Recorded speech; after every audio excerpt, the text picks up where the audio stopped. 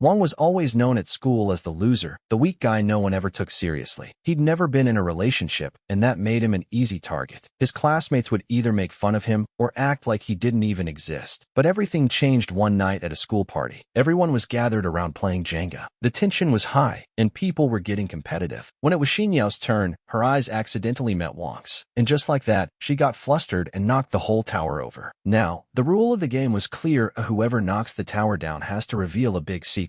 Everyone started pressuring her to spill, asking her who she liked. Wang froze in place, heart pounding. He'd secretly liked her for ages, and he was sure she was about to say someone else's name. But then, the shocker, Xinyao straight up confessed that she liked him. And she wasn't joking. She even said she'd had a crush on him since middle school. Wang just stood there, stunned. Was this really happening? Could someone actually like him? But that moment, which should have been the best in his life, turned into the beginning of a nightmare. Right after the party, Wang was kidnapped. He woke up surrounded by a group of guys who were beating him up near a huge river. He had no idea why this was happening or who these people were. But when he looked up, he saw Sun Jin, a notorious gang leader, standing there with a cruel smile on his face. And then everything started making sense. Sun Jin had always harassed Xinyao, so when he found out she liked Wang, of all people, he completely lost it. Instead of just moving on, he decided to take revenge on the poor guy. His men started threatening Wang, telling him he was going to die. Wang was terrified. He thought this was the end. Suddenly, they threw him off the bridge into the river. Everyone thought that was it, that no one could survive. But underwater, something strange happened. Wang saw this glowing cube resting on the riverbed. It didn't look natural at all, almost like some ancient artifact. The moment he touched it, everything changed. Cut to a quick flashback. Sun Jin had been facing pushback from people who were against his actions, but instead of backing down, he decided to go even darker. He grabbed Wang's phone, started a video call with Xinyao, and showed her what he'd done. "Take a good look," he sneered. "This is the pathetic guy you're in love with." Xinyao froze in shock, unable to process the cruelty she was witnessing. Meanwhile, Wang wasn't scared for himself. He was terrified for her. He yelled at Sun Jin, begging him to leave her out of it. But Sun Jin wasn't done. He wanted to break Wang completely. He looked him dead in the eye and said coldly, "You don't deserve someone like her." Then he made someone point a weapon at Wang and ordered him to swear he'd never speak to her again, or he'd be thrown into the river. Now, Wang had two choices: take the easy way out and betray her, or stand his ground. And for him, betrayal wasn't even an option. So, in a sudden burst of courage, he fought back. He punched the guy holding him so hard, he actually managed to break free. But that one hit had way more force than he expected. Wang lost his balance and fell into the river. Sun Jin stood there in shock. That wasn't the plan. He just wanted to scare him, not actually hurt him. He started yelling, panicking, "Wang, are you okay?"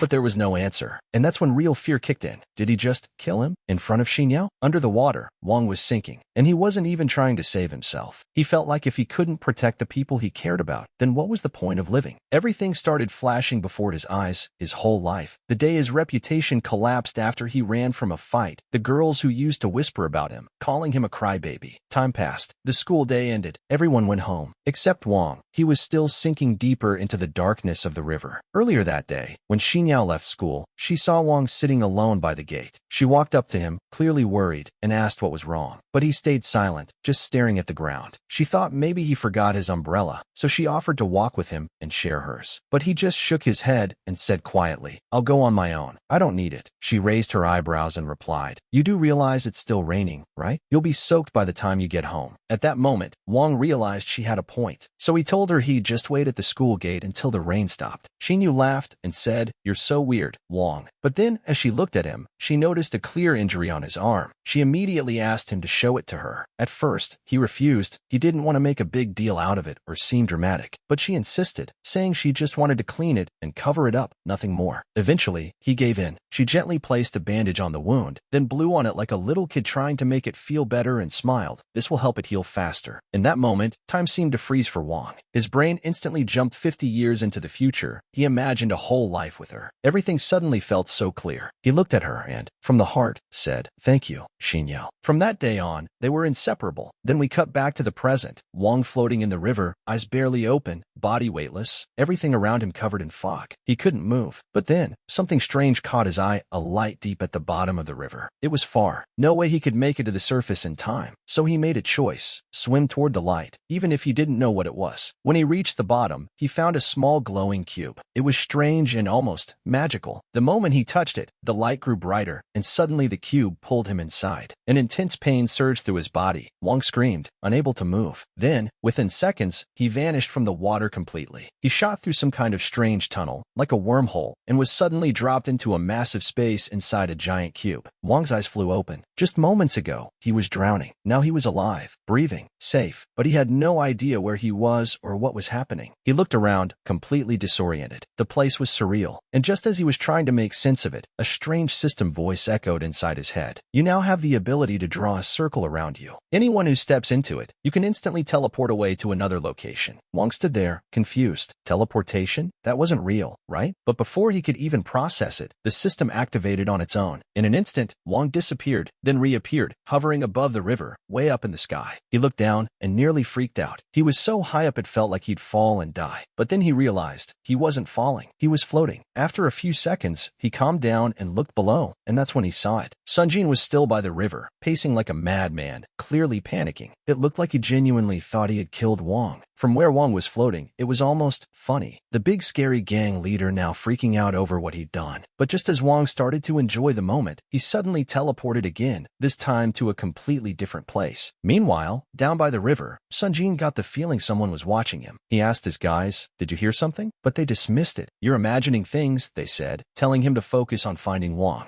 As for Wang, he found himself in his empty classroom back at school. And that's when it really hit him. This teleportation stuff, it was real. But the question now was, how did he even get these powers? Suddenly, the system spoke again. It told him the teleportation ability had been fully activated and would now remain on indefinitely. That scared him. Wang started to panic, thinking he was going crazy. He even yelled at the system, "Get out of my head." But it ignored him and calmly warned, "Someone's coming." Just then, one of the teachers walked into the classroom, sensing something was off. But when he opened the door, all he saw was an empty room and a puddle of water on the floor. Wang was there, but invisible, like a ghost. Wang rushed back home, desperate to calm down. He took a shower, trying to collect himself. Afterward, he picked up his phone. Surprisingly, it was still working, even after being underwater. The first thing he did was call Xinyao. He had to let her know he was alive. She picked up immediately, her voice full of panic, bombarding him with questions. He told her he was okay, but she was furious at how far Sun Jin had gone. "Shouldn't we call the police?" she asked. And honestly, she should have reported it the moment she saw him thrown from the bridge. But Wang told her it wasn't necessary. "I got away without him noticing. He probably still thinks I'm floating dead in that river," scared out of his mind. He told her to rest, to just forget about everything for the night. Then he ended the call, lay on his bed, and stared at the ceiling, mind racing. What was he supposed to do about this system? Even if he told someone, who would believe him? And just like that, the system came back. It asked if he'd calmed down yet. Wang was annoyed. "Why do you keep following me everywhere? Can't you leave me alone?" The system responded coldly, "I'm part of your body now. You can't separate from me." Then, without warning, the cube activated again and pulled Wang back in. This time, the system explained further, "I'm now fully integrated with your body. We're linked forever. You are the official user of the Heretic Universal Cube system." Wang stood there, totally lost. "Where am I?" he asked. "You're inside the cube," the system replied calmly. "It might look small on the outside, but it holds an entire world inside." Wang couldn't believe it. The cube was only like 3 centimeters wide, and yet it had all this inside? The system wasn't lying. But what really confused Wang was, why him? Why would someone like him be given this kind of power? As he stood there trying to make sense of it all, the system spoke again. "I exist to help you achieve your dream. And that dream is for you to become the king of the world." Wang tried practicing teleportation, but he quickly ran out of energy, like completely drained. And to make things worse, he suddenly found himself almost falling off the edge of a tall building. The system spoke up in its usual calm, robotic tone, "Your backup energy is depleted. From now on, you can only teleport once per minute." Wang decided to take a break, because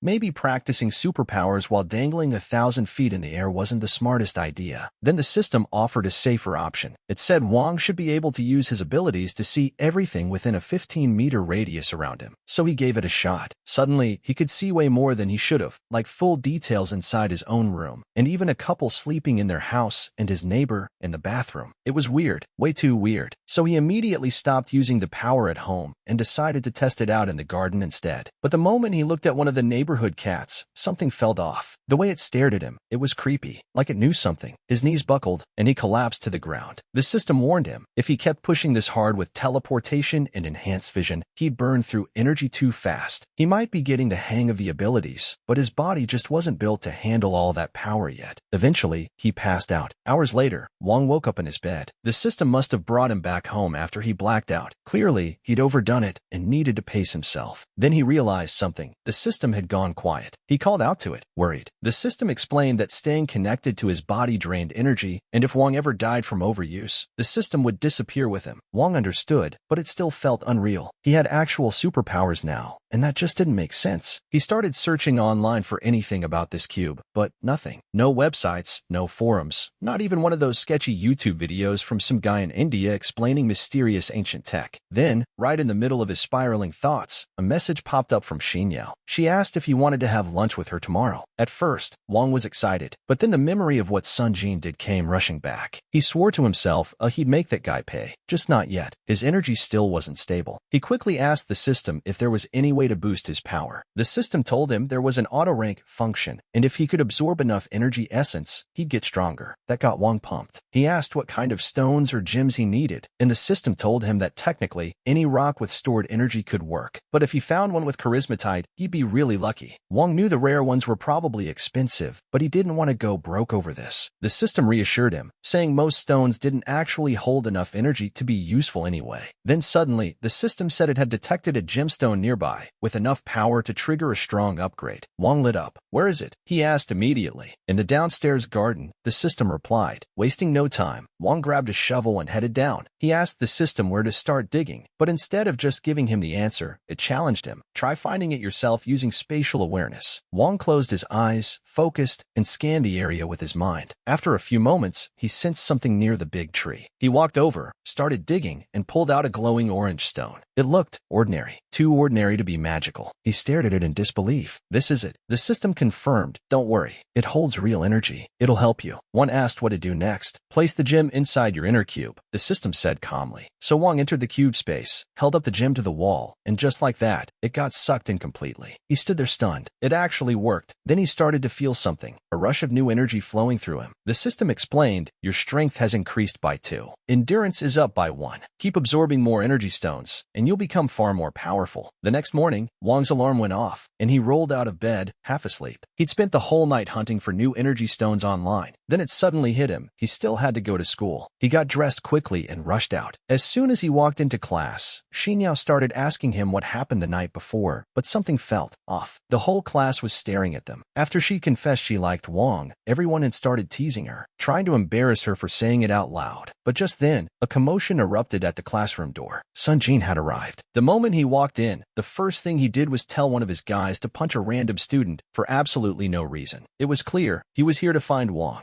Xinyao's smile faded. She could already feel something bad was about to happen. But Wang calmly told Xinyao, relax. Just sit down for now. That's when Sun Jin heard it. Wang was alive. His eyes went wide and he rushed straight to the front of the classroom, yelling, where's Wang? The whole class froze. You'd think they were undercover agents. Everyone turned to look at Wang, like they were ready to sell him out on the spot. Wang tried to play it cool, hoping Sun Jin would just get bored and leave. But of course, no such luck. Sun Jin locked eyes with him almost immediately and started walking up the stairs toward him. At this point, it was obvious. This was going to be a fight. There was no escaping it. But Wang wasn't the same weak guy he used to be. He had powers now, so he asked the system quietly if he actually stood a chance. The system replied in that usual calm tone, don't worry. This will be an easy win. The average combat power around here is 5. Yours is currently 22. Okay, so Wang had the upper hand. Xinyao tried to stop the whole thing. She begged Sun Jin to let it go. She didn't want Wang to get hurt. But instead of listening, Sun Jin turned and started bad-mouthing Wang right to her face. Xinyao told him to leave the classroom, but Wang had had enough. He turned to her and said softly, I'm sorry I let you go through all of that alone for so long. But it ends now. I'll take care of it. That hit a nerve with Sun Jin. He couldn't believe this. Nobody thought he could actually fight him. Furious, he grabbed Wang by the collar and growled, I'm going to kill you. But Wang grabbed Sun Jin's wrist and squeezed hard. The pressure was so intense that Sun Jin paused for a second, almost rethinking all his life choices. Wang looked him in the eye and said coldly, if you keep messing with me and Xinyao, I will make you regret everything you've ever done. Sun Jin just stood there, stunned. He didn't know what hit him. The whole class watched in complete shock. No one could wrap their heads around what just happened. To them, it looked like Wang had suddenly become superhuman overnight. The only explanation that made sense. Steroids. That's literally what people started whispering, because nothing else could explain it. Before anyone could say more, the classroom door slammed open and the teacher walked in. He saw Sun Jin and his gang immediately and shouted, "Get out. You're not even students here." Sun Jin knew if the teacher called the police, things could get messy. So, reluctantly, he agreed to leave. But before he walked out, he leaned in close to Wang and whispered something dark and quiet into his ear. "Meet me at the North Sea basketball court tonight, unless you want Xinyao to get hurt." Then he left. Xinyao turned to Wang, worried. What did he say? Wang tried to play it off. "Nothing important," he said, brushing it aside. He added that his head was starting to hurt and decided to skip the rest of the day. Later that evening, at the basketball court, Sun Jin sat alone, still trying to make sense of what had happened. How did Wang, of all people, manage to bruise his wrist? He tried to convince himself it was just a fluke, a lucky shot. There was no way Wang was actually that strong now. But deep down, he was still furious. The humiliation was eating him alive, and he swore to himself Wang was going to pay for this. Not long after, Wang arrived at the court. He stood at the entrance, voice full of confidence. "Where are you, Sun Jin?" he called out. Sun Jin was sitting up in the bleachers. He laughed, clearly unimpressed. In his mind, Wang still didn't stand a chance. "You really thought I came here for a one-on-one?" Sun Jin sneered. "Nah, Wang, you're not fighting me. You're fighting all of us." Then his gang started showing up. The system buzzed in Wang's head with a warning. "You're facing 13 opponents. If you go in like this, you may not survive." Wang was feeling confident, so he asked the system what his chances were of winning this fight. The answer hit hard. 20%, the system replied. For the first time, Wang felt a real wave of doubt. Sun Jin noticed the hesitation on his face and smirked. "What's wrong, Wang? Starting to get scared?" he taunted, then motioned for his whole gang to surround Wang. They were ready to jump him, but Sun Jin raised his hand, stopping them. "I'll give you one last chance," he said. "Apologize. Beg for mercy. Maybe I'll let you go." But Wang had zero intention of backing down. Instead, he raised his voice and started mocking Sun Jin and his whole crew right to their faces. He knew his best chance was to get Sun Jin alone in a one-on-one fight, so he pushed every button he could to provoke him. Sun Jin saw right through the plan, but the insults stung, and his ego just wouldn't let it go. He was about to attack when one of his guys stepped forward and said, "Let me handle him." That guy? Calm, the strongest fighter in Sun Jin's entire gang. Everyone watching figured Wang was finished. Even Wang started to doubt himself. So he asked the system to analyze Kang's power. The system responded coolly, "Combat level 10. Okay, maybe not so impossible after all." Kang grabbed a basketball and hurled it at Wang with full force, but the system gave Wang a quick heads up, and he dodged just in time. Kang rushed in to land a punch, but Wang blocked it effortlessly and moved like a pro. Back in the classroom, Xinyao was pacing nervously. Wang had been acting super weird all day, and now he wasn't even answering his phone. She knew something was wrong. Meanwhile, Kang kept swinging, but nothing connected. He was exhausting himself, while Wang stayed calm, waiting for the right moment. When Kang charged in again, Wang moved faster, grabbed his leg, locked him in place, and just like that, the fight was over. Wang slammed Kang so hard into the wall, the whole place shook. Everyone stared, stunned. Kang, their top fighter, had just been wrecked like it was nothing. Sun Jin's crew started looking around, clearly shaken. One of them asked, "What now?" Sun Jin just laughed, trying to brush it off. "So what if he beat Kang? I've got plenty more where that came from. He can't take all of us." Wang, meanwhile, asked the system again if his odds had improved now that Kang was down. The system said calmly, "Your chance of winning is now 30%. Okay, not great, but better." Wang realized he had no choice. He had to take them all on. He held his ground as the rest of the gang closed in. He dodged what he could, but then, bam, someone got him from behind. A heavy blow. The pain was sharp, but it only made him angrier. He spun around, and with one brutal punch, sent the guy flying, right at Sun Jin's feet like a broken toy. That was the first time Sun Jin actually looked scared. He shouted at his guys, "Surround him." Now, Wang knew staying in the middle was suicide, so he jumped up onto the bleachers, trying to create some distance. He ran fast, then launched himself down again, landing a kick on one of them. But another guy grabbed him from behind, and just when Wang was about to counter, bam, another hard punch to the gut. He dropped to the ground. The pain was intense, but he wasn't giving up. He stood back up, determined to end it. This time, he started reading their movements, anticipating every attack. One guy lunged, and Wang caught his leg midair. Without hesitation, he spun and hurled him straight into Sun Jin's face. That was it. Sun Jin finally realized what he was dealing with. Wang wasn't just strong, he was terrifying. Wang started walking toward him, but the system spoke up. "Warning, your energy is nearly depleted. You need to rest. You're not strong enough to beat him right now." But Wang didn't care. Even if he couldn't win, he wanted to scare Sun Jin enough to keep him away away from Xinyao for good. And just then, out of nowhere, someone else appeared. The boss of the Sai City gang. He walked in, looked at Sun Jin's crew, and started laughing. Seriously, he said, you got your asses handed to you by one guy. The leader of the Sai City gang looked at Sun Jin and said sarcastically, if you can't even handle one guy, how do you expect to call yourself a gang leader? Just give it up already. But before he could keep talking, Wang jumped in. He instantly realized this whole mess wasn't about him anymore. It was some old beef between the northern and southern city gangs. Wang didn't want to get dragged into any of that, but unfortunately, the Sai gang leader, Huan, didn't care. He didn't know Wang, didn't even know what the fight was about, but he still sent his men to beat him up just to make a point. The system quickly warned Wang, there's no chance you can win this fight right now. You're out of energy. So the only option left was to run. Wang asked the system for an emergency teleport, but his energy was still recharging, so he had to keep running fast. He bolted across the gym, trying to buy time, and just as he reached the staircase, bam, teleport was ready. He instantly activated it. The first thing he did? Kill the lights. Suddenly the gym went pitch black, and total chaos broke out. People were bumping into each other, tripping, yelling. Wang used the mess to his advantage, teleporting behind the enemies. Then without hesitation, he slammed one of them to the floor. Then another, and another. One by one, he started taking down Huan's gang in the dark. When the lights finally came back on, Wang was the only one still standing. Everyone else was on the floor. Even Sun Jin just stood there, frozen, his face pale. For the first time, he felt real fear. But just as things calmed down, a voice shouted from outside the gym. The police had arrived. Turns out, Xinyao had called them because she was terrified for Wang's safety. The cops were trying to get through the locked doors, and she was begging them to hurry, scared something would happen to him. Wang knew if he walked out now, he'd be caught immediately. He needed a plan fast, so he teleported right in front of Sun Jin. And before Sun Jin could even react, he dropped to his knees, begging Wang for forgiveness. Wang smiled. This was the perfect setup. I'll forgive you, he said calmly, but only on one condition. And when the cops finally broke into the gym, what they saw was Sun Jin holding Wang by the collar like he was the aggressor. Wang played the part of the helpless bystander. And just like that, Sun Jin and Huan got in trouble for the fight, while Wang walked away clean. He even got Sun Jin to promise not to mess with Xinyao again, finally ending the drama, at least for now. But everything that happened made Wang realize something important. His powers had limits, and if he really wanted to protect the people he cared about, he'd have to get stronger, fast. So he went looking for power stones. First stop? A jewelry shop. But of course, he was broke. He couldn't afford a single gem, and he didn't want to steal either. He thought about asking someone for money, but honestly, it didn't feel worth it. Instead, he decided to head out into the wild and find the stones himself. He geared up and hiked to the nearest mountain range to start searching. After a while, he did find a few stones, but things weren't that easy. One was trapped under a massive rock at the bottom of a lake. Another was buried 15 meters underground. Wang quickly realized there was no way he could get them on his own. And that's where we'll leave it for now. Stay tuned for part 2.